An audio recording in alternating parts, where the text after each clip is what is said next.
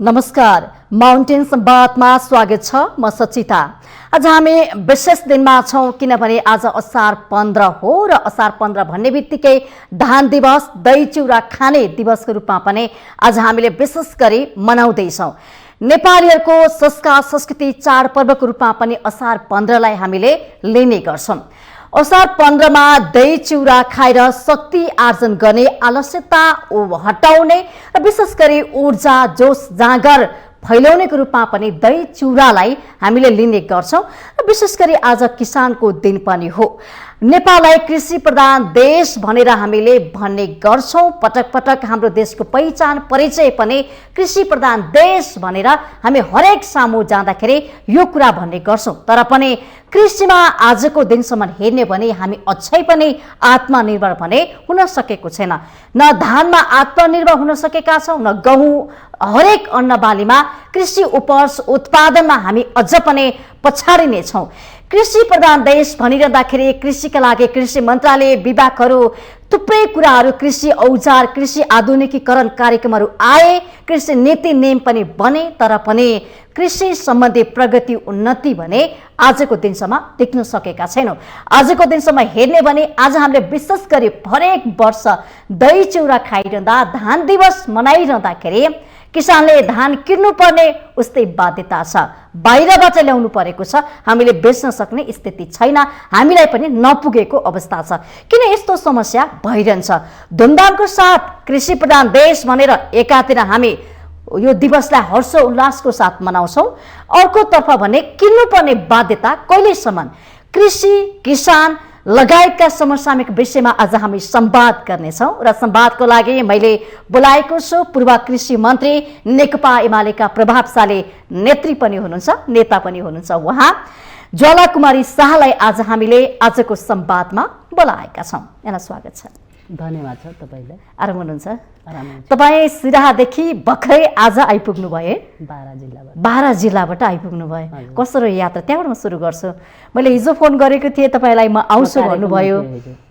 हिजो कार्यक्रममा थिएँ म। बैठक थियो, हाम्रो पार्टीको बैठक थियो बारा जिल्ला सचिवालयको। नेकपा एमालेले फोन गर्दा बैठकमै थिए। बैठकमा हुनुहुन्थ्यो। विशेष के बैठक थियो? बैठक हाम्रो पार्टीको यो चुनावी समीक्षाको विषयमा। स्थानीय तहको? हजुर, स्थानीय तह। तपाईँ यहाँ आज मसँग संवाद गर्दै हुनुहुन्छ। विशेष गरी हामी दही चिउरा खाने धान दिवसमा छौँ क्या, यसको चर्चा गरौँ न। तपाईँले कसरी हेर्नुहुन्छ? तपाईँ पूर्व कृषि मन्त्री पनि भएको नाताले आजको दिनलाई तपाईँ कसरी मनाउनुहुन्छ? कुन दिनको रूपमा लिनुहुन्छ? विशेष गरी तपाईँले यो निमन्त्रण दिएर जुन खालको बोलाउनु भयो, हजुर, र विशेष गरी तपाईँलाई धन्यवाद छ। र पहिलो कुरो त म भन्छु, आज राष्ट्रिय धान दिवसको उपलक्ष्यमा जो आम किसानहरू मात्रै होइन, सबै पब्लिकको हकमा नै दही चिउरा खाने दिन र मुखलाई एउटा शुभ मिठास बनाउने। मलाई लाग्छ तपाईँ दही चिउरा खानु हो कि भएन? हामी खाँदैछौँ, एक बजी हाम्रो कार्यक्रमै साझ। त्यो ठिक छ, त्यसको लागि धन्यवाद छ। र अझ यहाँ यो ठाउँसम्म अझ आइपुग्छु कि आइपुग्दिनँ, पहिरो ठ्याक्कै धेरै रिक्स मोलेर पनि आइयो एकदमै। त्यही भएर मैले खुसी व्यक्त तपाईँप्रतिको ढुङ्गा पन्छ्याउँदै अझ माथिबाट झर्दै थियो, गाडीमा पनि लाग्यो। पहिलो पन्छाउँदै तपाईँ आउनुभयो, देशको स्थिति हेर्दै आउनु भएको छ होइन? पन्छ्याउँदै हिलोयाम आएको थियो ठ्याक्कै। आज किसान धान रोपाइ दिन ठ्याक्कै त्यस्तै भएर आएको, लतपतिएर आएको। तै पनि केही छैन, मलाई त्यो होइन, हाम्रो निमन्त्रणा स्वीकार गरेर तपाईँ 12 मा हुनुहुन्छ, त्यही पनि आइपुग्नु भयो। हजुर, 20 मिनेट मात्रै हो। अब रह्यो कुरो चाहिँ जुन खालको तपाईँले राख्नुभयो, यो मार्मिक कुरा हो किसानहरूको हकमा। हुन त हामी एउटा धान दिवसको उपलक्ष्यमा आज हामी देशैभरि एउटा खुसियाली, एउटा उत्साहजनक तरिकाले हामी खेतहरूमा धान रोप्ने गर्छौँ।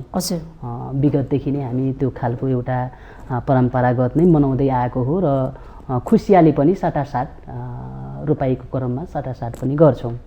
दुःख सुख पनि साटासाट हुन्छ, सेयर पनि हुन्छ एकाअर्कामा। तर जुन हिसाबले हामी अझ भित्रैबाट खुसी हुनुपर्ने किसानहरू, जुन ऊर्जा हुनु, उमङ्ग, आज त किसानहरु जोश जागर देखाउटी मात्रै हो। मान्छेहरूको भिडभाडमा एकछिन रमाइलो गर्ने, तर फेरि गएर घरमा दुख पीडा पोख्ने, मनमा पीडा भइराख्ने। किन पीडा भइराख्छ भने हामीले दीर्घकालीन रूपमा र तत्कालीन रूपमा हामी जुन खालको योजनाहरूमा हो, भले हाम्रो सरकारको नीति कार्यक्रमहरूमा धेरै योजनाहरू लागू पनि भयो, नीति निर्माणमा पनि उल्लेख पनि भएको छ। तर जुन खालको तपाईले भन्नुभयो औजारहरूको विषयमा, कृषि औजारहरू भयो या आम किसानहरूले जुन खालको उन्नत जातको बिउ बिजनहरू पाउनुपर्ने, उन्नत जातको भनौँ न हरेक चिजहरू सहुलियतहरू जस्तो खाद मलहरूको हिसाबले पनि पाउनुपर्ने, त्यो पाइ नसक्दाखेरि वास्तवमा अहिले किसानहरू एउटा मर्कामा नै परेको छ। र हुन त म कृषि मन्त्रीको हिसाबले तपाईले बोलाउनु भएको छ, म कृषि मन्त्री धेरै दिन बस्न त सकेको थिएन, 13 दिन मात्रै बसेको। 13 दिनमा पनि अब एउटा ब्रिफिङ कार्यक्रम सकिएको थियो र किसानहरूको, आम किसानहरूको अवस्था के छ, 77 जिल्लामा कति प्रतिशत किसानहरू छ, कति प्रतिशत वास्तविक किसानहरू को छ त, त्यसको पहिचानको लागि भर्खर प्रक्रियागत बढाएर वास्तविक एकदम जो राम्रोसँग पसिना बहाएर राम्रो आम्दानी गर्न सकेका छ भने त्यसको हकमा पुरस्कृत गर्ने सरकारको तर्फबाट र सके सहुलियत बिउ बिजनमा, कृषि औजारमा सहुलियत प्रदान गरिदिने, त्यस्तोहरूको हकमा मलमा भन्नु हरेक चिजमा मलमा त्यो प्रक्रिया अगाडि बढाइ नै रहेको थियो। र हाम्रो सरकार हुँदाखेरि, जो हाम्रो सर्दे कमरेड केपी ओलीजी प्रधानमन्त्री हुँदाखेरि अझ नेपालमै अर्ग्यानिक मल जस्तो बिना विषादीको मल उत्पादन गर्ने र त्यो खालको मलहरू जस्तो वास्तविक किसानलाई पहिचान गरेर कार्ड वितरण गर्ने र कार्ड पहिचान गरेर कार्ड सिस्टम मार्फत जान्छ र त्यो भयो। अर्को कुरो चाहिँ कृषि औजारको जति वितरण भयो नि, वितरण त भयो, ट्र्याक्टर पनि वितरण भयो, हरेक चिजहरू पनि त वितरण भएको छ नि, यत्रो भइरहेको छ त। सङ्घीय संरचनामा गइसकेपछि त प्रदेशको हिसाबले पनि गएको छ, स्थानीयको हिसाबले पनि गएको छ। तर खोइ त वास्तवमा खोजबिन गर्ने को त, यसको खोजबिन गर्दै जाने हो भने वास्तवमा बिचौलियाहरूको हातमा बढीभन्दा बढी। ठिक छ, यसो भनिरहँदाखेरि दही चुरा हामीले आज खाँदैछौँ नि, त्यसमा त्यसो ढुङ्गा छ, ढुङ्गा छ, त्यो दही चुरा शुभ छैन, शुभ छैन। दही चुरा चाहिँ मजाले किसानले निर्धकता खान सकेको अवस्था छैन, म आफै सन्तुष्टि छैन, खुसी छैन त दही चुरा खान। हो, म आफै सन्तुष्टि छैन। किन छैन भने म रियलमा धरातलमा म पनि एउटा किसानको छोरी हो, एकदम किसानको छोरी भएको म पनि त्यही काम कार्य गर्दै आएको हो, म पनि खेतबारीमा काम गर्छु। हो नि, तरकारी तराईतिर त डेली 1 घण्टा म खेतबारीमा तरकारी उब्जाउनु पर्छ भने तरकारी आफै उब्जाउँछु, धान रोप्नुपर्छ भने धान रोप्छु, आफै गर्छु। गहुँ मकै आफै जे पनि आफै गरेपछि आफैले बढी पीडा हुँदो रहेछ कि नगरेकोलाई त अलिक कमै हुन्छ, सुनेको भरमा मात्रै हुन्छ। तर म गरेर जो गरेर परेर भोगेको हुन्छ नि, परेपछि थाहा हुन्छ। अब कोही कस्तो हुन्छ भने यो पर्व मात्रै हो, हामीले यस पर्व मात्रै यो राष्ट्रिय धान दिवस भनेको चाहिँ मनाउनको लागि मात्रै हो, खुसियाली एकछिनको लागि एक क्षणिक रूपमा हो, एक सेकेन्डको लागि भन्नु न। तर मलाई लाग्छ जुन खुसियाली हामी मनाउँदैछौँ राष्ट्रिय धान दिवसको रूपमा, त्यो खुसियाली हामी कुन बेला हुन्छ, म त के भन्छु भने कुन बेला हुन्छ, जुन बेला सधैँभरि मनमा सुखी अनुभूति हुने गरी, सधैँभरि हो म बल्ल एउटा किसान भए र वास्तवमा मलाई सरकारले पहिचान गर्न सक्यो, बल्ल म एउटा किसान भए र एउटा पहिचान पत्र मलाई पाएको छु र मलाई जुन पाउनुपर्ने सुविधा पाइरहेछु, त्यतिखेर मात्रै किसानहरूले अनुभूति गर्न सक्छ। सधैँभरिको लागि हो एउटा पहिचानमा परे। अब अहिले त अनुलमा छ, अहिले पहिचान गर्नुपर्ने ठाउँमा कतिपय अब तपाईँहरूले देखिरहनु भएको छ राजनीतिक खिचतानी अस्थिरता हेर्नु, अस्थिरताको हिसाबले अहिलेको मन्त्रीमण्डल अब हेर्नु त देशको आर्थिक किसान त झन्मारमा परेका छन्, कति आर्थिक सङ्कट मन्दी भयो, सबैतिर हेर्नु नि 1 लाख ऋण निकाल्दा पनि ऋण नपाउने। तर यसो भनिरहँदाखेरि तपाईँका पार्टीका अध्यक्ष आज फेरि आफै धान रोप्न जाँदै हुनुहुन्छ, आज खुसी साटासाट गरेर किसानसँग बसेर मैले भने नि मनाउँदै हुनुहुन्छ नि। एकछिनको लागि त मनाउनु त मनाउन त राम्रै हो नि त, तर त्यो मनमा जुन खुसी मैले भने नि त्यो खुसी छैन नि मान्छेहरूको, किसानहरूको हकमा। नेताहरू हाम्रो सर्दै कमरेड केपी ओलीजी जानुभएकोमा बधाई छ, धन्यवाद छ। उहाँ त उत्साह बढाउनको लागि कोही दुखी नहुन् हैन, खुसी मनमा राखुन्, मनमा रहन् र सधैँभरि सुखी बनाउनको लागि हामी के भिजन लाने, रोप्दा रोप्दै पनि उहाँ अनुभूति त गर्न सक्नुहुन्छ नि, के रहेछ पीडा भने पीडा पनि निहालेर नजिकबाट हेर्न सक्नुहुन्छ। त्यो धान रोप्ने मात्रै उहाँ दिवस मनाउनको खुसियाली मनाउने होइन, उहाँ वास्तविक पीडा बुझ्ने गरी रोप्न जानुभएको छ, मैले त्यो बुझेको छु।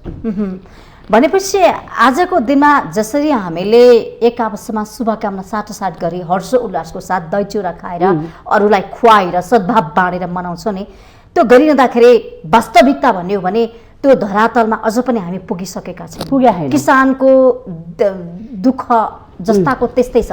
विगतमा 50 वर्ष जुन थियो आज पनि त्यही छ, प्रगति भएको छैन, उन्नति भएको छैन किसानको हक अधिकारको। यस्तो अब अलिकति म राख्न चाहन्छु। ठिक छ। हिजोको 17औं शताब्दीमा हेर्ने हो भने आज हामी 21औं शताब्दीमा छौँ। 21औं शताब्दीमा केही बोलीको विकास त भएको छ किसानहरूमा पनि, जो हिजो किसानहरू बोल्न पनि सकेका थिएन डरले, थरथरी काम्ने अवस्था, केही समस्या राखौ कहाँ राखौ, कुन ठाउँमा राखौ, कोसँग सेयर गरौँ भन्ने थिएन, पहिला लुकाएर राखेको थियो। अहिले के छ भने अहिले किसानहरू खुलेर पीडा आफ्नो राख्न सकेका छ, त्यसैमा प्रगति छ। अहिले 21औं शताब्दीमा काठमाडौँमा बसेर प्रगति छ, किनकि आवाज आन्दोलन गर्नुहुन्छ, आवाज उठाउन सकेका छ, आन्दोलन गर्न सकेका छ। त्यति त गर्न छैन नि त। कारण यस्तो नि, कारण त कस्तो हुन्छ भने जबसम्म हामी एक ढिका सबैजना हामी एक कठा हुन सक्दैनौँ नि, नीति निर्माण तहदेखि हामी नीति निर्माण लागू गर्छौँ, तर त्यो कारणमा हामी फितलो बनाउँछौँ क्या। र एक तपाईँ आज मन्त्री हुनुभएको छ, 3-4 दिनमा फुत्किन्छ मन्त्री, त्यसपछि अर्को मन्त्री आउँछ अनि अर्को मन्त्री आफ्नो तरिकाले लागू गर्न खोज्छ होइन। तर गर्ने रियल मन्त्री को रहेछ प्रधानमन्त्री, साँच्चीकै वास्तविक जनताको पीडा बुझ्न सक्ने प्रधानमन्त्री को त? कसले गर्न सकेका थियो, कसले कति काम गर्न सकेका छ, त्यसको समीक्षा त फर्केर पनि हेर्नुपर्छ नि त। फर्केर पनि बुद्धिजीवी सर्कलहरू पनि हेरिदिनुपर्छ, आम मिडियाहरूले पनि हेर्नुपर्छ। र वास्तविक मन्त्री को रहेछ सही, कुन मन्त्रीले साँच्चीकै लागू गराउन खोजेको थियो, त्यसको मूल्याङ्कन त अब जनताले गर्नुपर्छ र गरिएको पनि छ, गरिरहेको छ फिल्डमा। तपाईँको पार्टीले बुझ्या छ किसानको मर्का कृषि क्षेत्रको बारेमा? नबुझेको भए, उत्थानको लागि, क्रान्तिको लागि, विकासको काम नबुझेको भए तपाईँले भन्नुहुन्छ भने, नबुझ्या भए एउटा कुरा, हाम्रो पार्टी नभएको भए भनौँ न एमाले पार्टीले यदि सरकार 3.5 वर्षसम्म नचलाएको भए देशको अवस्था के हुन्थ्यो? अझ हामी श्रीलङ्काको देश बनिसक्ने अवस्था थियो। श्रीलङ्काको अवस्थामा पुर्याए भन्छ नि, यो दोष त आरोप त होइन, सरासर गलत हो। यसमा म गलत भन्छु, किनकि के हो वास्तवमा हामी जब हामी एउटा जनताको बहुदलीय जनवादको मार्ग निर्देशक सिद्धान्त हो भले हामी मानेर टेकेर अगाडि बढेका छौँ, तर जनताको बहुदलीय जनवाद भनेको के हो भने जबसम्म जनतालाई हामी सुखी बनाउन सक्दैनौँ, दीर्घकालीन रूपमा हामी एकछिनमा तपाईँ तल जागिर खाएर एकछिनमा नाम निकालेर, मानौ तपाईँ लोकसेवामा नाम निकाल्नुभयो, एकछिन मिठाई बाँड्नुभयो, भनौँ न परिवारमा खुसियाली मनाए, पार्टी गर्नुभयो एक दिनको लागि, त्यो एक दिनको लागि नै भयो होइन। मनमा त अस्थिरता भयो, मनमा त तनाव भइरहेछ, तपाईँ जागिर गरिरहनु भएको छ, तर अशान्ति नै अशान्ति छ, मनमा त अमन चैन छैन, शान्ति वातावरणमा काम गर्न पाउनु भएको छैन। हिसाबले मैले भन्न खोजेको, जबसम्म आफ्नो जो हाम्रो 3 करोड जनतालाई आफ्नो खुट्टामा उभ्याउन नसकुन्जेलसम्म हाम्रो योजना, हाम्रो भिजन त हाम्रो तपाईको पार्टीले भन्छ कि श्रमजीवीको पार्टी हो, किसानको पार्टी हो, खोइ त प्राथमिकता परेको रियलमा किन उठाएन? रियलमा हो किन होइन? रियलमा गएका छन्, आशु प्रश्न सक्यो त। उखु किसान काठमाडौँ आउँछन्, खोइ त तपाईको पार्टी कहाँ भयो? सुन्नु नि, उखु किसानको कुरा गर्नुहुन्छ भने अहिले अब के पछिल्लो स्थितिमा भयो, 3.5 वर्षको बेलाको कुरा गरौँ न। अहिले त सरकार हाम्रो छैन नि बाबा, अहिले त हाम्रो सरकार नभएको, सरकार भएकासँग कुरा गर्नु। सरकार भएको बेलामा हामीसँग त्यतिखेर गरेनौँ भने भन्नु होला, त्यतिखेर त हामी भुक्तानी कतिलाई दिलायो नि त। त्यही हरियोनका किसानहरू, बाराका किसानहरू जो श्रीपुन मिल तपाईँलाई थाहा छ, त्यहाँ भुक्तानी पाएको थिएन, त्यहाँ हामी दबाब आफै हामी अगुवाई गरेर भुक्तानी दिलाउने काम गरियो। त्यहाँ जीएमलाई अझ दबाब दिएर जीएमहरू पैसै छैन भन्ने, किसानहरू मर्कामा हुने, दिनरात रुने, अब कोही छोरीको बिहे गर्नु छ, कोहीको घर बनाउनु छ, पैसा त्यत्तिकै झुलेर बसेको छ। अनि हामी त्यतिखेर त हाम्रो सरकारको पालामा त गराइयो त, हाम्रो प्रधानमन्त्री केपी शर्मा ओलीजी हुँदाखेरि गराएकै हो, नगरेको गरेको काम गरेको भनिदिनु पर्छ के तपाईँहरूले पनि। होइन हामीले त भनिरहेका छौँ तर पनि जनताको अवस्था उस्तै छ नि। तपाईहरु गरे भन्नुहुन्छ, अब गरेको काम त खोइ देखिएन नि त, प्रभाव त देखिनु पर्यो के कस्तो छ नि। हामी त नतिजा हेर्छौँ। अब नतिजा के नभएको हो त अहिलेसम्म। सुरुवात तपाईले गर्न खोज्नु भयो त नतिजा आएन नि त। नतिजा यस्तो अब हेर्नुस् त आज पनि रोइरहेका छन्। राष्ट्रिय धान दिवस भनेर मनाइरहँदाखेरि दही चिउरामा स्वाद छैन के, स्वाद होइन त। म पनि खान सकेका छन्। मानो रोपेर मुरी फलाउने भनेछ न, मानो रोपेछ मुरी कहाँ फल्न सक्यो। त्यही भएर मैले भने अनि अब हामी के गर्नुपर्छ भने सबैजनालाई कथा जस्तै हो तर यसको व्यवहारमा लागू गराउनलाई हामी सबैजना एकट्ठा भएर वास्तविक किसान को हो र राम्रो काम गर्ने स्थिति छ कि छैन। जो राम्रो काम गरेछ भने उसको रातो कार्ड वितरण गरेर हुन्छ, के गरेर हुन्छ, उसको सहुलियत सरकारबाट आएका जति पनि अनुदानहरू छ केही पर्सेन्ट मिनाहा गराएर उपलब्ध गराउने। त्यो चाहिँ तपाईहरुले पनि ल्याइदिनु पर्छ के। लुकेका किसानहरू होला नि, ठाउँ ठाउँमा होला, गली गलीमा होला। त्यो हामी त सबै पहिचान गर्न त हामी त नेता मात्रै भ्याउँदैनौँ नि त। हामी सबैजना मिल्नुपर्छ, मिडिया कर्मी मिल्नुपर्छ, सुरक्षा कर्मी मिल्नुपर्छ, हैन सबै मिल्नुपर्छ, नेताहरू सबै पार्टीका मिल्नुपर्छ। हैन देशै कृषि प्रधान देश हो भनिसकेपछि किसान बिना त हामी बाँच्न सक्छौँ। सबै मानिस बाँच्न सक्नुहुन्छ, हामी बाँच्न सक्छौँ, कोही बाँच्न सक्दैन। सबै मानिस कृषि पेशामा आश्रित हुनुहुन्छ, धेरै जनशक्ति नेपालको हैन। अब कसरी आत्मनिर्भर बन्ने, कसरी उब्जाउने, अन्नबाली कसरी फलाउने योतिर ध्यान दिनु पर्यो। मतलब के आम्दानी कसरी गर्ने। यस्तो रहेछ, कस्तो रहेछ भने नि यो किसानमा कृषिको हिसाबले हामी जुन रफ्तारले गएको थियो नि, हामी त काम गर्न त दिएन नि त। तपाईहरुलाई काम अप्ठ्यारोमा पारे भन्नु न, घेराबन्दीमा पारे, तपाईहरुले पारेकै हो। हामी काम गर्न खोजेका थियो र यो कुरो अझ म त के भनेको थिएँ भने जस्तो हामी किसानहरू अहिलेसम्म नेपालमा 25 लाख मेट्रिक टन दुध उत्पादन हुन्छ कि हुँदैन तपाईले थाहा होला नि, काठमाडौँ बसिरहनु भएको छ। 25 लाख मेट्रिक टन दुधमा तपाईले राम्रोसँग निहालेर हेर्नुस्, त्यसको समीक्षा मूल्याङ्कन राम्रोसँग गर्नु, कति प्रतिशत दुध औपचारिक रूपमा गइरहेको छ, कति प्रतिशत दुध अनौपचारिक रूपमा गइरहेछ। त्यसैबाट पत्ता लाग्छ कि यो नेपालमा के हुँदैछ भनेर त्यसबाट पत्ता लगाउन सक्नुहुन्छ। खोन तलासी गर्नुपर्छ राम्रोसँग। हामी त के भन्छौँ भने अहिले निहाल्दै जाँदाखेरि म त धेरै दिन बसिनँ, तर 25 लाख मेट्रिक टन दुध उत्पादन हुँदाखेरि जम्मा 17% औपचारिक वितरण हुने, बिक्री वितरण हुने, अरे अनौपचारिक 33% हुने। यो त कहाँको न्याय हो। किसानहरू मर्कामा पर्दैनन्, भुक्तानी त समयमा पाउँदैन। यो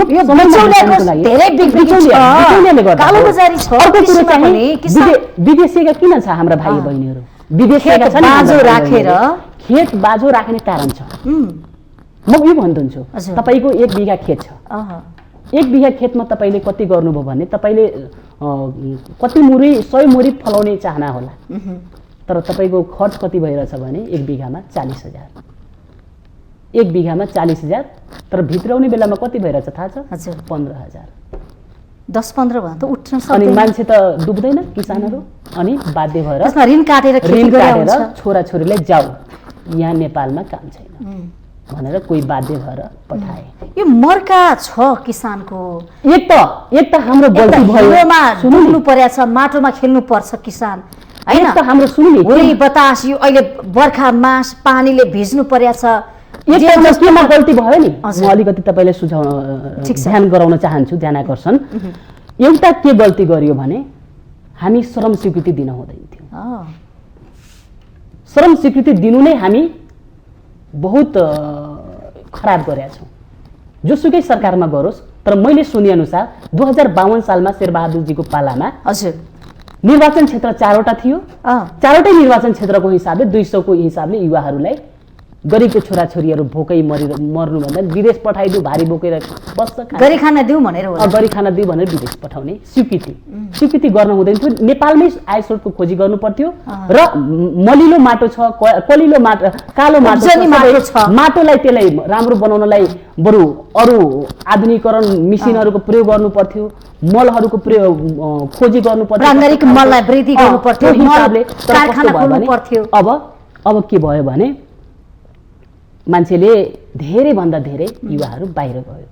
अब हामी के गर्छौँ भने अब हाम्रो पार्टी एमाले पार्टी के गर्न खोजिरहेछ भने रिटर्नी फेडरेसन नेपाल कुनै पार्टीले गठन गरेको छैन। कुनै पार्टीले गठन गरे हैन, तपाईले पत्ता लगाउन सक्नुहुन्छ।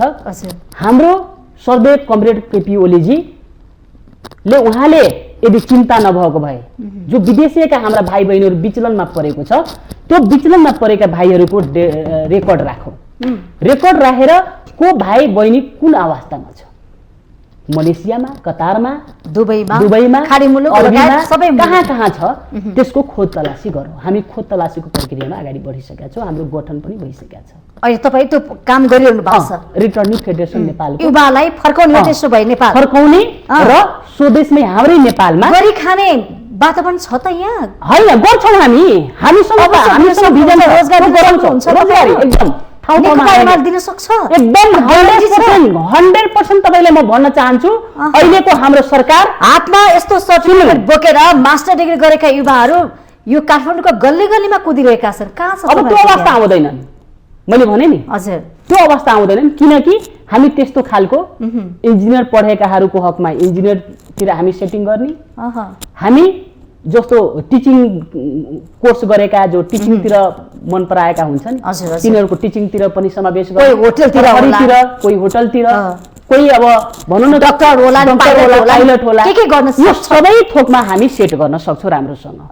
तर हाम्रो नेपालको त्यो प्लान छ, भिजन छ, योजना एकदम छ, हामीसँग छ, हाम्रो एमाले पार्टीसँग छ र हाम्रो एमाले पार्टीले गराएर छाड्छ। तपाईले मैले भनिरहेछु नि यो कुरामा मात्रै हैन, ललिपप खुवाउने ललिपप होइन, अहिले आउँदो चुनावसम्म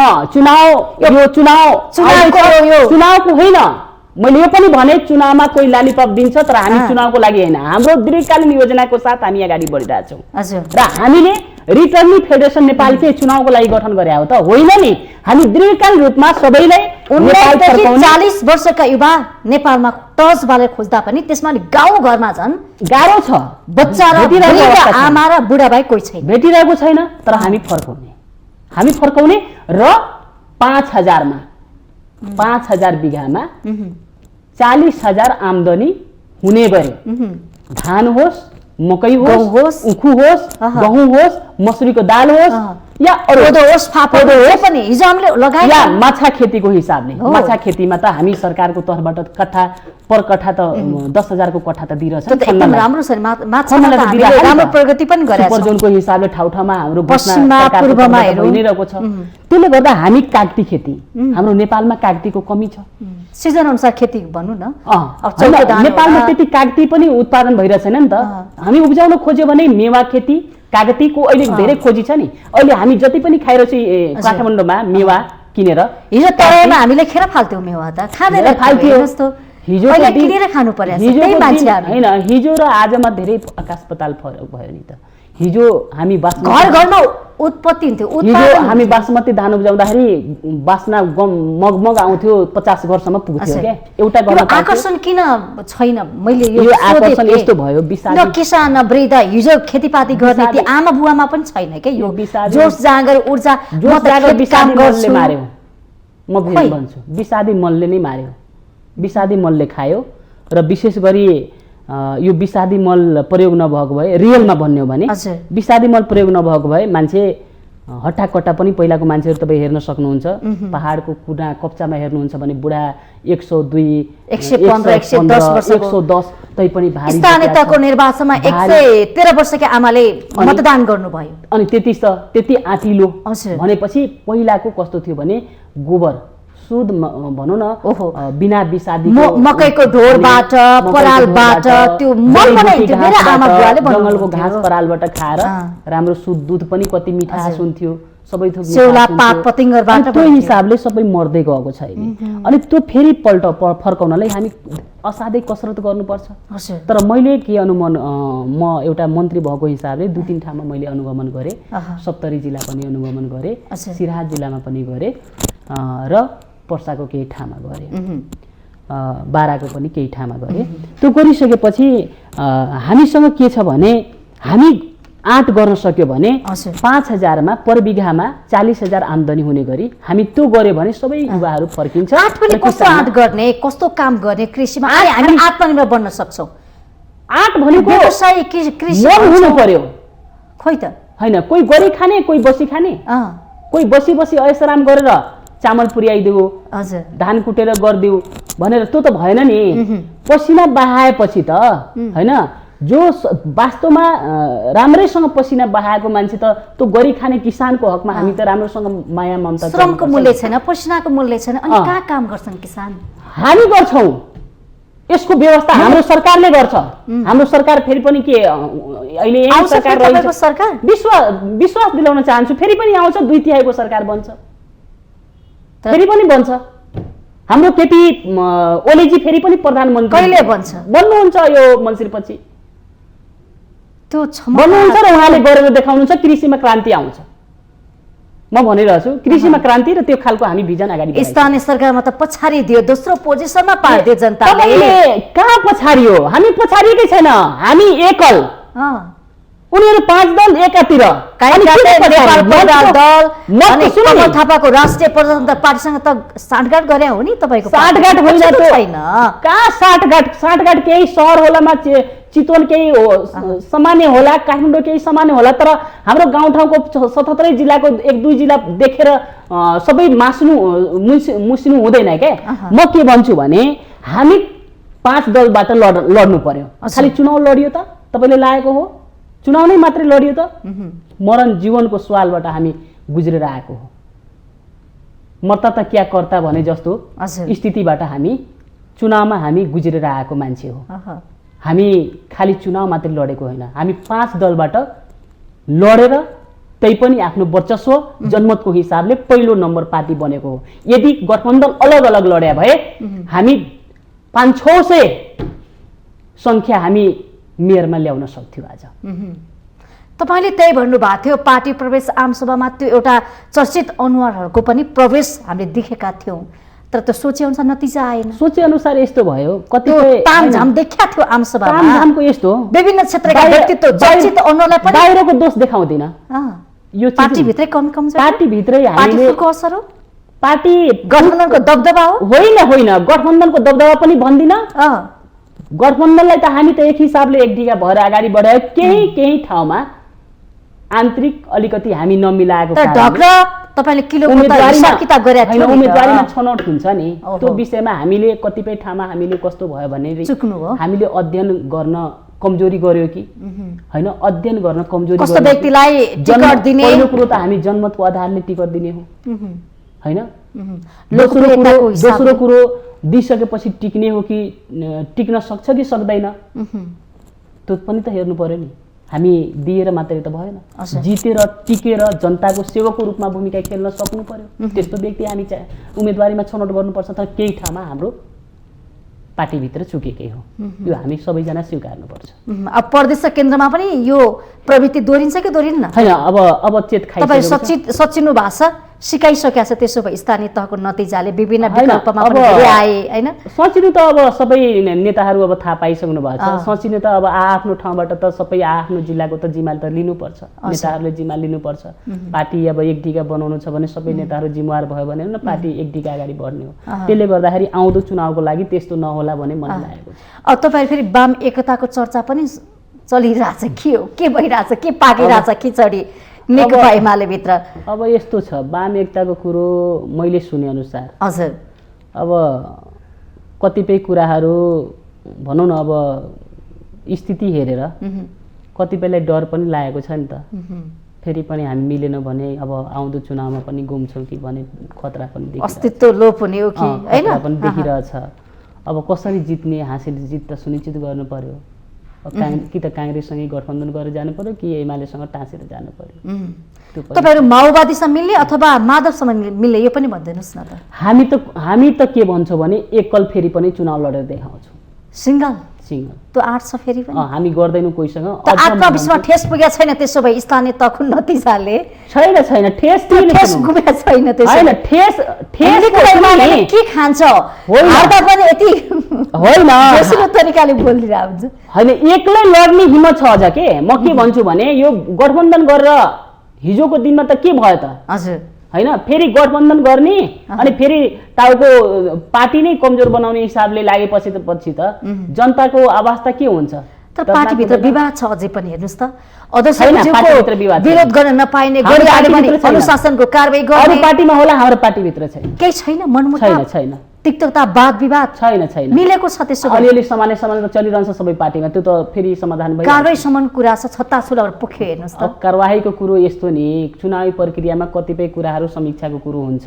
बोल्न पाइँदैन, यहाँ खराब भयो, यहाँ त्रुटि भयो, यहाँ कमजोरी भयो, हामी यहाँ चुकौँ भनेर एउटा समीक्षा गर्न पाइँदैन एउटा पार्टीको अब नेताले। पार्टीभित्र पार्टीभन्दा बाहिर कोही घात गर्छ, म एउटा कुरो भन्छु, म एउटा पार्टीको सिपाही हो होइन। म हिजोको दिनमा माओवादीमा थिएँ। पृष्ठभूमि तपाईँको माओवादी छ। हिजोको दिनमा सुन्नु नि, माओवादीमा थिएँ। गोली बम बारुदबाट पनि पछि हटिन, ज्यानको बाजी लगाएर पनि जनताको मुक्तिको लागि पनि परिवर्तनको लागि हिँड्नु भयो तपाईँ। परिवर्तनको लागि हिँड्थे, समाज परिवर्तन होस्, नेपाल एउटा नयाँ नेपाल बनोस् भनेर। त्यतिखेर पनि पार्टी बन्दुक बोकेर परिवर्तन गर्छु भनेको मान्छे म गइन। अहिले एमालेमा छु। एमाले भन्दा बाहिर म पनि जान हुँदैन। यदि गएको खण्डमा कडाभन्दा कडा कारबाहीको भागीदार पनि हुनुपर्छ। पार्टी भनेपछि पार्टी हुन्छ, कोही व्यक्ति विशेषमा बाहिर भावनामा बग्न हुँदैन। चुनावी प्रक्रियामा एकदम सिरियस भएर अडान चटान जस्तो भएर उभिएर पार्टीलाई बलियो बनाउनको लागि जिताउने अभियानमा लाग्नुपर्छ, जोसुकै साथीहरू किन नहोस्। यदि पार्टीभित्र घात गर्छ भने त्यसको कारबाहीको भागीदार आफै हुनुपर्छ। त्यस कारणले गर्दाखेरि त्यो कुरोहरू चलेको हुन सक्छ पार्टीभित्र। पार्टीको नेताले पार्टीको हित हुने कुरा बोल्नु पर्यो, हित हुने कुरा, पार्टीलाई अलिकति असर पर्ने कुरा चाहिँ बाहिर बोल्नु भएन। त्यो चाहिँ एउटा अब सरकार, हामी त मन्त्रीको समयमा त हामी त मन्त्री त होइन नि त, चुनावको बेलामा त हामी पार्टीकै टिकट लिएर नै लड्छौँ। पार्टीलाई कसरी, म त एमालेकै पार्टीको टिकट लिएर नै चुनाव लडौँला। एकदम एकदम। अनि लडिसकेपछि त अरू मान्छेले मेरो विरोधमा घात गर्यो भने उसको सजाय पाउँदैन, सजाय त पाउनु पर्यो नि। पार्टीलाई बचाउने संरक्षण गर्ने भन्दा पनि पार्टीलाई चाहिँ त्यो त सजाय पार्ने कुरा चाहिँ एउटा त्यो राम्रो होइन। पार्टीप्रति लागेको व्यक्तित्व त्यो विकृतिलाई अन्त्य गर्नलाई कारबाहीको भागीदार हुन्छ। व्यक्तिगत स्वार्थको लागि हो कि अथवा पार्टीकै लागि त्यो त्यस्तो हुन्छ तपाईँले बुझे चाहिँ? मैले बुझे अनुसार नि पार्टी भन्दा 10 भाइको कुराहरू छ नि, बेला बेलामा आउँछ के पार्टीभित्र। अब 10 भाइतिर किन अब जाने। तर मलाई के लाग्छ भने पार्टी भन्दा पनि केही व्यक्तिहरू, कोही म भन्दा अगाडि कोही मान्छे अगाडि आयो भने उसलाई कसरी तान्ने, ऊ हार्यो भने म सिकन्दर, म हिरो, हजुर त्यो पनि कोही कोही हुन सक्छ। तर मैले शक्ति र पावरको चलखेल भन्नु न अलिकति त्यहाँ कसै त्यो व्यक्ति विशेषमा, पार्टीको होइन। पार्टी यदि हेर्छ भने पार्टी भन्दा दायामाया कोही पनि हुन सक्दैन। नेकपा एमाले पार्टीको विधि विधान सिद्धान्त नियम चलेको छ, त्यसो केही समस्या छैन। पार्टीको विधि विधानमा हामी अडिग छौँ, सबैजना अडिग छौँ। यदि कोही व्यक्ति विशेषमा जान्छ भने पार्टीको कारबाही भागीदार हुनुपर्छ, म त्यो भन्छु। अब तपाईँ माओवादीको पृष्ठभूमि भएको मान्छे होइन, तपाईँ परिवर्तन गर्नुपर्छ, देशमा सुख सुविधा दिनुपर्छ, जनतालाई सुविधा दिनुपर्छ, सुखी नेपाली समृद्ध नेपाली ल्याउनुपर्छ भनेर बन्दुक बोकेर क्रान्तिको बाटोमा हिँडेको मान्छे, अब क्रान्ति हुँदै अब शान्तिको बाटोमा देशलाई ल्याउनु पर्छ भनेको मान्छे तपाईँ होइन। अब यो कसरी होला त? फेरि पार्टी मिलाउने कुरा पनि छ। माओवादीलाई तपाईँ ल्याउने पहलमा हुनुहुन्छ कि हुनुहुन्न? प्रचण्डज्यूलाई मिलाउँ होइन, वाम एकता गरौँ, कम्युनिस्ट एक हौँ, यसमा फाइदा छ, देशको हित पनि यसमा हुन्छ भन्ने छ कि छैन? मेरो के छ अब यस्तो, तपाईँ भन्नु न, माओवादीको चाहना के देख्नुहुन्छ? अब माओवादीभित्रको केही साथीहरूसँग कुरा बुझ्दाखेरि, हजुर केही साथीहरूसँग कुरा बुझ्दाखेरि उहाँहरू सके एकै ठाउँमा बसेको भए आज यो अवस्था हुँदैन थियो भन्नुहुन्छ कि सेयर गर्नुहुन्छ। म कहिलेकाहीँ भन्छु त्यसो भए यही ठाउँमा टेके भइहाल्थ्यो नि त, जसरी म टेकेँ त्यसरी टेके भए त भइहाल्थ्यो। कोही पद छोड्नै नमान्ने, अनि भूकम्प त आउँछ नि, देशै खतरा पात्ताले हैन, कोही संसद पद समातेरै बस्ने, डराउने कारबाही हुन्छ के हुन्छ, हामी त त्यो पनि डर मानेनौँ। जे पर्छ पर्छ, पद त मेरो पद त मेरो लागि महान होइन, पार्टी महान हो। र म त सर्दै कमरेडको विचारप्रति प्रेरित भएर म पदलाई पनि लत्याइयो होइन, लत्याइयो नि, त्यसरी गरी लाग्नु पर्थ्यो। भविष्य त एमाले पार्टी हो, तर चाहना छ, चाहना धेरै साथीहरूमा। म त के भन्छु भने यो सङ्घीय र प्रदेशको चुनाव आउँदा आउँदै धेरै साथीहरू आउने स्थिति पनि छ, तर मलाई लाग्छ लास्टमा एक्लिने अवस्था पनि छ। फेरि के हुन्छ थाहा छैन, होइन एक्लिने अवस्था हुन्छ। यदि मिलेन भने वाम एकता भएन भने साथीहरू आउने, फाटफुट गरेर आउने। केही संवाद भएको छ छलफल? माधव कुमार नेपाललाई बोलाउने, जन्नाथ खनाल, वामदेव गौतम पनि अब हिजो एउटा पार्टीको गर्नु भएको छ, सामान्यहरू भइरहेको छ। अब केही अब मिल्ने कुरो पनि गरिरहेछ, तर प्रभावकारी संवाद चाहिँ त्यति देखिया छैन। त्यति छैन। हामी किनकि अब हाम्रो एउटा के छ नि, अब एक त चाहना छ। अब माओवादी भित्रका साथीहरूको मैले भने नि चाहना छ केही साथीहरूको, हैन। अब केही माधव नेपालतिरको साथीहरूको चाहना छ एकै ढिका भएर अब कमी कमजोरीहरू, हामी हिजोको दिनमा जे जति कमी कमजोरीहरू भयो त्यो सबैजना आत्मालोचित भएर अगाडि बढौँ भने पनि कुरो राखिरहेछ। तर फेरि तपाईँको पार्टीले चाहिँ के भनिरहेछ? तर एकतिर मात्रै त भयो। यो एकताको विषयमा चाहिँ केही संवाद छ? एकताको विषयमा हाम्रो अहिले चुनावसम्म नगर्नु के चाहन्छ? सिंगल लड्ने चाहना हो तपाईँहरूको चाहिँ? अस्ति त जोगाउन सक्छ, तपाईँहरू पनि डराउनु भएको छ, आत्तिनु भएको छ भन्छ नि। को डराछ? नेकपा एमाले। हामी डराएकै छैन, एमाले डराएकै छैन। छैन? धर्म राखेको छैन, आत्तिनु भएको छ नि तपाईँ? छैन। जित्नुहुन्छ फेरि पनि प्रदेश र केन्द्रमा मजासँग हामी घुमेको साख स्थानीय तहमा जति क्षमा गुमाए नि किल्ला तोड्या छ नेकपा एमालेको। लाल किल्ला भत्किया छ, कांग्रेसले भत्काइदियो। किल्ला तोड्यो भने सुन्नु नि, किल्ला तोड्यो भने त फेरि जनमतको हिसाबले त हामी अगाडि छौँ नि। संख्या एउटा कुरो म तपाईँले भन्नु, जति अब उपमेयर फेरि बढिया छ हाम्रो, तर संख्या त गिन्ती भएन। बहुमत ठाउँ ठाउँमा जिल्ला समन्वय समितिको सभापति उपसभापति हामी जिताएका छौँ। जिल्ला जिल्लामा हाम्रो कार्यपालिका सहित आएको छ, त्यो त हामी हेर्दैनौँ। त्यस कारणले गर्दा अहिले हामी एक्लै भए पनि हामी काफी छौँ कि जस्तो। नेकपा एमाले प्रतिको त्यो आकर्षण अझ पनि छ। जनता एकदम जनताहरूले अहिले पनि गठबन्धन भन्दा पनि एक्लै लड्नु नै राम्रो हुन्छ, तपाईँहरूको अगाडि बढ्नुहोस् हामी साथमा छौँ भन्नुहुन्छ। चुनावी माहौल हारजित एक ठाउँमा होला त्यो पाटो। अब म फेरि पनि हामी आज विशेष गरी दैचुरा असारी 15मा छौँ, रोपाई गर्ने दिनमा, धान दिवसमा छौँ, होइन। अब कसरी देशलाई आत्मनिर्भर बनाउने, कसरी विकास गर्ने, हिजोको दिनमा कसरी फर्काउने, कृषि पेसामा कसरी लगाउने, अतुकतिर सोचौँ न। अब मेन त हामीले किसानहरूको हकमा मेन हामी कृषि बजारहरू हुन्छन् ठाउँ ठाउँमा, बजारीकरणको व्यवस्था राम्रोसँग हामीले 77 जिल्लामा गर्न सक्यो भने, जस्तो कतिपय ठाउँहरूमा कोल्ड स्टोरहरू निर्माण गरिदियो, कतिपय ठाउँहरूमा कृषि तरकारीहरूको बजार व्यवस्थापन गरिदियो।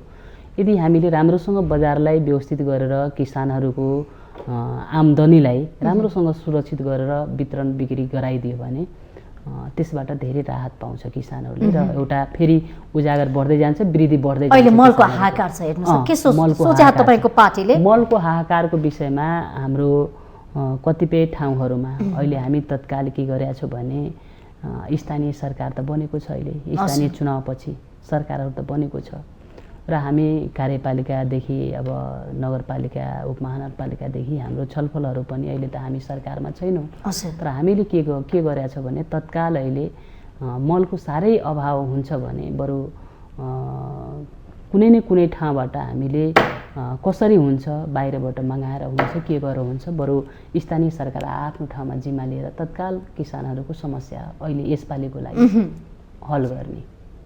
खेती लगाउने बेला मल छैन, खेती लगाउने बेलामा त्यही त हाहाकार छ। त्यो चाहिँ हामीले व्यवस्था गर्नलाई हाम्रो छलफलहरू जारी नै छ। बारामा पनि छलफल भयो अस्ति, त्यसपछि भनौँ न पर्सा जिल्लामा पनि भइ नै रहेको छ, अरू जिल्लाहरूमा पनि भइरहेको छ, सिराहा जिल्ला पनि भयो।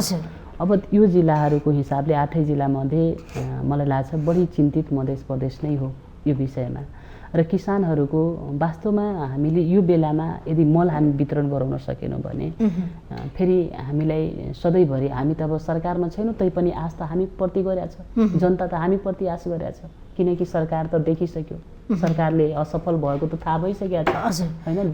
यो गठबन्धन सरकार असफल भयो, तपाईहरुको असफल भएको त असफलै भएको त कहाँ के काम गर्न सक्यो त अहिलेसम्म एउटा बजेटले कृषिमा क्रान्ति गर्ने, कृषिमा रूपान्तरण गर्ने, गरिबी हटाउने, चुनावी रोजगार सृजना गर्ने, त्यो बजेट अनुसार पैसा छ, तपाईले हेर्नु भएको छ, बजेट अनुसार पैसा हेर्नु भएको छ, कहाँबाट ल्याए त्यत्रो प्रचार उसमा चुनावमा देखाएर चुनावभन्दा अगाडि किन ल्याउन सकेन, चुनावको मुखमा आएर अनि यत्रो धारा देखाएर जनताले पत्याउँछ त पत्याउँदैन जनता विशेष त कृषिमा क्रान्ति गर्ने रूपान्तरण गर्ने भनेको सब देखावटी हो कुन विषयमा फोकस गर्दाखेरि प्रभाव क्रेज बढ्छ जनता अलिकति हुन्छ सहानुभूति बढ्छ भनेर सब जानेर तर नेकपा एमालेकै बजेटलाई फोटोकपी गरे भन्छ नि त अब यस्तो नि नेकपा एमालेको बजेट फोटोकपी त गर्यो तर अहिले जुन खालको बढी बढाएर चुनावलाई कसरी हुन्छ प्रसाद बाँडेको जस्तो हुन्छ नि सबैलाई लालीपप देखाएको जस्तो र एकातिर भोट तान्ने जस्तो गर्ने काम गरेको छ अहिले यो वास्तवमा जनमुखी बजेट होइन छैन जनमुखी बजेट होइन त्यसो भए खुसी छैन किसान लक्षित बजेट होइन त्यसो भए जनता किसान त पुरै रुइरहेको अवस्था छ किसानमा आमूल परिवर्तन बजेट देखायो तर अहिलेसम्म हामी मारमा परेछौँ रुएर बस्नु परेको छ खेत रोपाई बन्द गरेर बसेको अवस्था छ बिउ राम्रो पाएन बिउ पाएन अब खाद छैन खाद कसरी अब नसरिकन फेरि रोपाई गर्ने भन्ने खालको रुएर बस्ने अवस्था छ स्थिति त त्यहाँ छ नि रोपाई गरेछ मल छैन धान डट्ने अवस्थामा पुगिसक्यो अब फेरि अहिले बर्खा आउन लागेको छ औषधि छैन बर्खा आउन लागेको सर्ने अवस्था छ नाजुक छ नि त अहिले भने किसानको अवस्था छ क्रिटिकल अवस्थाबाट हामी देशलाई यदि सही तरिकाले हाम्रो भनौँ न अहिलेको सरकार गम्भीर तरिकाले यदि सोचेन भने ठुलो भोकमरीको अवस्थामा आउने खतरा छ एकदम एकदम खाद्य सङ्कट हुने धेरै खतरा हामीले देखिसकेका छौँ गरिबी त हामी एकदम हेरिरहेछौँ धेरै नजिकबाट हेरेर खल्तीमा पैसा छ तर किनेर खान सक्ने स्थिति अवस्था छैन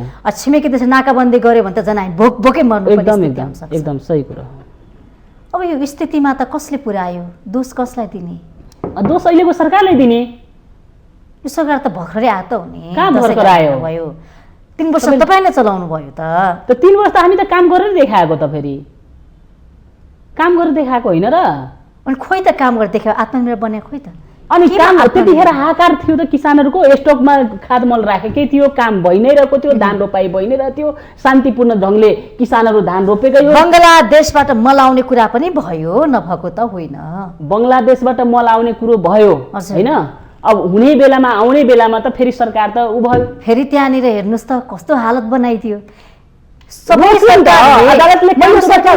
सरकारले किन यसरी किसानलाई ठग्ने काम निचोर्ने काम आखिर मार को परिरहेछ हेर्नु त जनता परिरहेछ छैन आम किसानहरू परिरहेछ छैन यत्रो किसानको जुन एउटा तपाईँ जस्तो नेता नेत्रीहरूले नसोचिँदा परेको मार हो नि त तपाईँहरू त्यो अब हामी के यतिकै चुपाएर बसेको हो त तपाईँ सोचिदिनु पर्यो के अनि के हामी यतिकै बस्या हो तपाईँ भन्नु नि हैन तपाईँ हामी यतिकै बसेको हात खुट्टा बाँधेर बसेका छौँ हामी जुन बेलादेखि म त बचपन कालदेखि राजनीतिमा लागेको हो बचपन कालदेखि बुवा मम्मी बुवाले काखमा बोकेर राजनीतिमा सिकाउनु भयो र सिकाउनु भयो त्यो बेलादेखि हिँड्दा हिँड्दै म पढाइ पुरा गरेँ पढिसकेपछि पछिल्लो अवस्थामा माओवादीमा गएँ हैन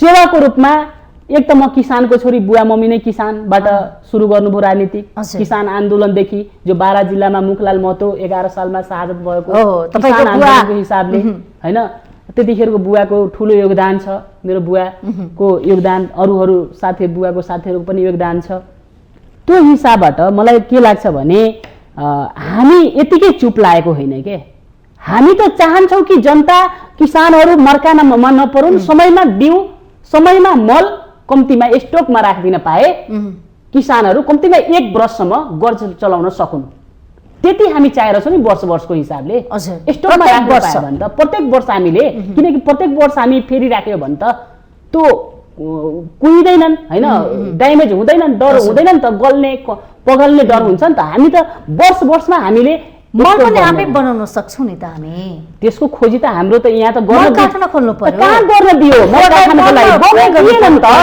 फोर्टलाई पनि मल बन्न सकिन्छ अनि जनताको विरोधी सरकारले फ्याक्ट्री खोल्न दिन्छ जनताको पक्षमा काम गर्न दिन्छ त जो विरोधी छ जनताको दिनरात जनताको विरोधमा भूमि आयोग खारेज गरे जनताको विरोधमा अहिले मलको हाहाकार छ किसान पुरै हाहाकार आन्दोलनमा छ जो सरकार चाहिरहेको छैन अनि अहिले मल कारखाना के हाम्रो आयोजनामा थिएन हाम्रो त क्याबिनेटबाट पास भइ नै सकेको थियो म आफै कृषि मन्त्री हुँदाखेरि क्याबिनेटबाट पास हाम्रो सर्वे कमरेड केपी ओलीजीले गरिसक्नु भएको थियो त मल कारखाना खोल्ने नेपालमा र नेपालमा खोलिसकेपछि हामी सबै 77 जिल्ला तपाईले फेरि किन दबाब दिन सक्नु भएन प्रतिपक्षको नाताले आवाज खोइ त खरुटमा उठाउनु भएको सडकदेखि सदनसम्म उठाउन सक्नु भएको छैन नि त यत्रो योजना पुल पुलेसादेखि सबै योजनाहरु सदनमा त राजनीतिक स्वार्थ हामी सदनमा छैनौं नि बाहिर छौं त रोडमा छौं हैन ठिकै छ तर सांसदहरूले तपाईका जुन जनप्रतिनिधि छन् नि खोइ उठाएका किसानको मुद्दा खोइ उठाइरहनु भएको छ पद्म अर्यालजी लगायत अरु नेताहरू विशाल भट्टराईजी लगायत हाम्रो खगराज अधिकारीजी लगायत उठाइरहनु भएको छैन सबैले आफ्नो ठाउँबाट मैले देखिरहेको छु उठाइरहनु भएको छ त उठाउनु त उठाइरहनु भएको छ तर उठाए अनुसार सुन्ने को त सुन्ने त को जनताको पक्षमा भए पो सुन्ने त सुन्ने मान्छे भएन नि त सभामुखको रोल त्यतै देखिहाल्नु भयो बिचौलिया पनि मेन बिगबिगको रूपमा देखा परेछ बिचौलियाले त अन्त्य गर्नुपर्छ बिचौलियाले अन्त्य गर्नलाई बिचौलिया छ कि बिचौलिया त यहाँ रुवाइरहेको अवस्था छ बिचौलियालाई सेटिङ हुन्छ के बिचौलियाले जबसम्म डोजर चल्दैन नि दण्डको व्यवस्था हुँदैन तबसम्म यहाँ किसानहरूलाई बिचौलियाको साँठगाँठ पनि पार्टीसँग हुन्छ भन्छन् कसले पार्टीसँग त अहिले अब त्यस्तै पार्टी हुन्छ नि त्यसपछि साँठगाँठ गर्छ किसान स्वयंले भन्छन् बोल्न सक्ने स्थिति छैन हाम्रो हामी चाउँछौं त्यस्तो भोकभोके हामी काम गर्छौं नङ्गा 10 रङ्गा ख्याउँछौं कुन पार्टी लुटेर खाने त बिचौलिया हो जुन पार्टी पार्टीसँग मिल्छ रे पार्टीसँग मिल्छ कुन पार्टीसँग मिल्छ क्या कुन पार्टीसँग मिल्छ तपाईले भन्नुभयो नि मैले किन आरोप लगाउनु किसानले हैन पार्टीको कुरा गर्नुभयो यहाँ तपाईले फेरि पार्टी कुन पार्टीसँग पार्टी त नियन्त्रण गर्नेतिर लागेको छ हाम्रो पार्टीले नियन्त्रण गर्ने लागेको छ यो लागेको छ एकदम नियन्त्रण गर्ने कालो बजारी नियन्त्रण गर्ने भ्रष्टाचारी नियन्त्रण गर्ने त्यसपछि आम किसानको हक हितमा जुन खालको एउटा अनुदानहरू गइरहेछ अनि मात्रै पुग्छ भनेर सबै अन्त्य गरेपछि किसानले आजको दिनसम्म म किसान हो भनेर समाजमा प्रतिष्ठित भएर बाँच्न सक्ने अधिकार आजसम्म सिट ठाडो पारेर बस्नुपर्ने स्थिति छैन किसानलाई अझै पनि हेपेको छ चेपेको छ दलाको छ किसानको छोराछोरी भन्ने बित्तिकै तपाईले बिचौलिया र अन्त नगरुन्जेलसम्म त कृषिमा आधुनिकीकरण आउँदैन क्या रियलमा भन्यो भने क्रान्ति नै हुँदैन यो कुरो एकदम ठोकुवाको साथ मैले भन्दछु बिचौलिया पहिलो कुरो बिचौलिया अन्त्य गर्नुपर्छ नियन्त्रण गर्नलाई बरु कारबाहीको कठघेरामा ल्याएर त्यसमा सबै पार्टी एकढिका हुनुपर्छ फेरि नीति नियम ठीक छ कृषि नीति नियम यही नीति नियम अनुसार यही बजेट अनुसार हामी अगाडि बढ्न सक्छौं क्रान्ति अगाडि बढ्न सक्छौं नीति नियमहरू केही नीति नियमहरू त ठीक छ कृषिको हकमा तर हामी व्यवहारमा यदि राम्रोसँग लागू गराउन सक्यो भने त किसानहरू त आए हुन्छ नि त हामी त्यो गर्न सके हैनौं सबै आउँछ फेरि तपाईले भने जस्तै बिचौलियाहरू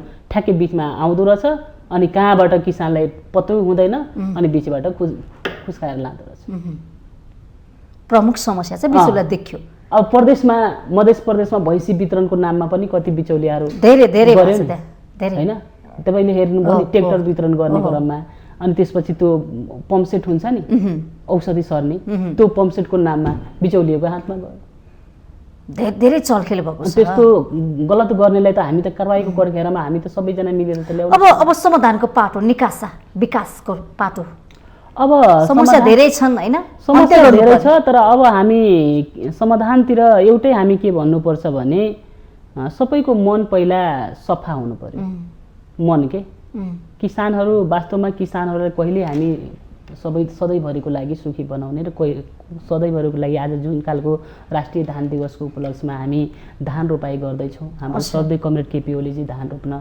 तपाईले अघि पनि भन्नुभयो कार्यक्रममा शीर्ष नेताहरू जाँदै हुनुहुन्छ रोप्दै हुनुहुन्छ आज विभिन्न शीर्ष र मलाई लाग्छ यो समस्या समाधान गर्नलाई हामीले ठोस रूपमा हामी निर्णय गरेर कडाइको साथ निर्मम भएर तर पार्टीको पहिलो एजेन्डा पनि कृषि नै बन्नु पर्यो किसानै बन्नु पर्यो के कृषि नै हो हाम्रो पार्टीको एजेन्डा कृषि देशलाई आत्मनिर्भर बनाउने हो भने विकास गर्ने हो भने समृद्धि ल्याउने हो भने कृषिबाटै सम्भव छ अघि पनि मैले भने नि रिटर्नी फेडरेसन नेपालको मैले भनेन तपाईलाई त्यो किन गरे भने हामी यसैले बढावा दिनलाई हो नि त फेरि फर्काउन खोजेको यसैले बढावा दिनलाई भनेपछि अब तपाईको सरकार आउँछ तपाईको सरकारले हामी गर्छौं कृषिमा धेरै प्रगति गर्छ धेरै प्रगति हुन्छ सोचे अनुसार गर्छ हुन्छ हस् संवादको लागि धन्यवाद यहाँलाई धन्यवाद तपाईलाई हजुर आज हामीले कार्यक्रम माउन्टेन संवादमा नेकपा एमालेका नेता तथा पूर्व कृषि मन्त्री ज्वालाकुमारी शाहज्यूलाई बोलाएका थियौं कार्यक्रमबाट म पनि बिदा हुन्छु माउन्टेन टेलिभिजन एचडी हेर्दै रहनुहोला नमस्ते